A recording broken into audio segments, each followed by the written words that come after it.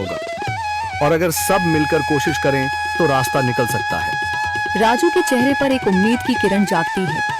हाँ बाबा जी, अगर सब मिलकर काम करें तो हम पानी ढूंढ सकते हैं। हमने पहले कभी ये कोशिश ही नहीं की। लेकिन इतनी कठिन जमीन में नया कुआं खोदना आसान नहीं। मुश्किल जरूर है, नामुमकिन नहीं। अगर हम मिलकर काम करें तो ये हो सकता है। राजू खड़ा हो जाता है, उसकी आंखों में एक नई रोशनी है। तो फिर हम कल से काम शुरू करेंगे। मैं गांव के सभी युवाओं को इकट्ठा करूंगा। हम मिलकर नया कुआं खोदेंगे। यह कहते हुए वह शामू के साथ गांव के दूसरे युवाओं को बुलाने के लिए निकल पड़ता है। कहीं दूर से गरज की हल्की सी आवाज आती है, जैसे आकाश ने उनकी उम्मीदों की गवाही दे दी हो।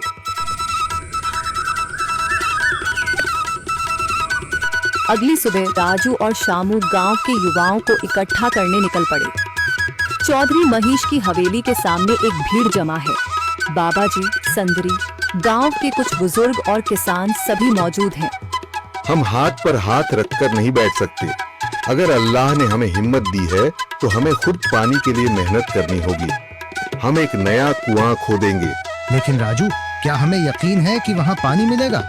बेटा, पानी जमीन के अंदर होता है, बस सही जगह खोदने की जरूरत है।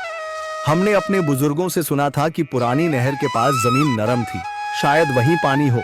बाबा जी सही कह रहे हैं। अगर तुम सब यह काम करने के लिए तैयार हो तो मैं अपने कुछ मजदूर भेज सकता हूँ। धन्यवाद चौधरी जी, लेकिन हम सब खुद भी मेहनत करेंगे। यह हमारे गांव के अस्तित्व की लड़ाई है। संदरी, जो अब तक चुप थी, आगे बढ़ती है। हम औरतें भी पीछे नहीं रहेंगी। हम पानी लाने की व्यवस्था करेंगी, खाना बनाएंगी, ताकि तुम सब आराम से काम कर सको। यही हिम्मत चाहिए थी संदर। पूरा गांव एक नई उम्मीद के साथ कुआं खोदने की तैयारी में जुट जाता है। दूसरी ओर कुआं खोदने का काम शुरू हो चुका है। राजू, शामू और दूसरे युवा बेलचे चलाने लगते हैं। मिट्टी बाहर निकाली जाने लगती है। तेज गर्मी के बावजूद सब पूरी हिम्मत के साथ जुटे हुए हैं। दोपहर की तेज धूप जमीन आग की तरह तप रही है। गांव के लोग लगातार कुआं खोदने में जुटे हैं। हाथ छिलने लगे हैं, माथे से पसीना बह रहा है, मगर किसी ने हार नहीं मानी। महिलाएं पानी और सत्तू लेकर आती हैं ताकि पुरुषों को कुछ राहत मिले। हमें और गहराई तक जाना होगा। अब तक सिर्फ सूखी मिट्टी और पत्थर ही निकल रहे हैं। राजू, यह बहुत कठिन काम है। अगर हमें पानी न मिला। अल्लाह मेहनत करने वालों को कभी निराश नहीं करता बेटा। तुम सब अपनी कोशिश जारी रखो, पानी जरूर निकलेगा। हिम्मत मत हारो।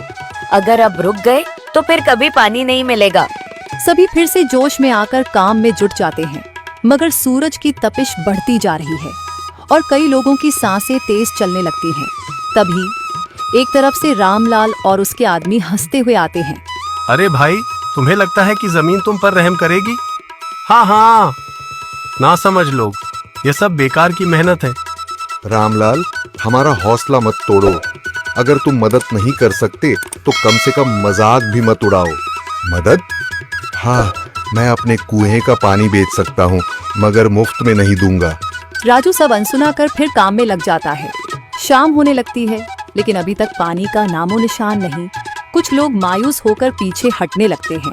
राजू, शायद रामलाल सही कह रहा है। यह सब बेकार है। नहीं शामू, हमें हार नहीं माननी।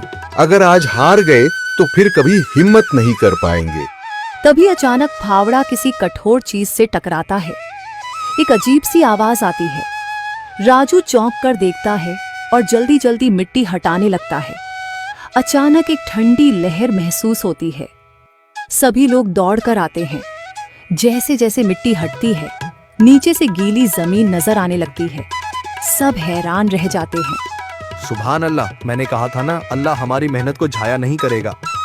राजू और बाकी सभी जोर लगाते हैं। कुछ ही पलों बाद अचानक मिट्टी के नीचे से पानी की एक छोटी सी धारा फूट पड़ती है। गांव वाले खुशी से चिल्ला उठते हैं। पानी पानी निकल आया। यह अल्लाह की कुदरत है रामलाल, जिस पर तुम्हें यकीन नहीं था। पूरा गांव आनंद से झूम उठता है। लोग एक दूसरे को बधाइयां देते हैं। औरतें दुआ करने लगती हैं। कुछ दिन बीत चुके हैं। गांव वाले नए कुएं से पानी भर रहे हैं, खेतों को सींच रहे हैं और जिंदगी फिर से पटरी पर लौट रही है। मगर रामलाल अब भी अपनी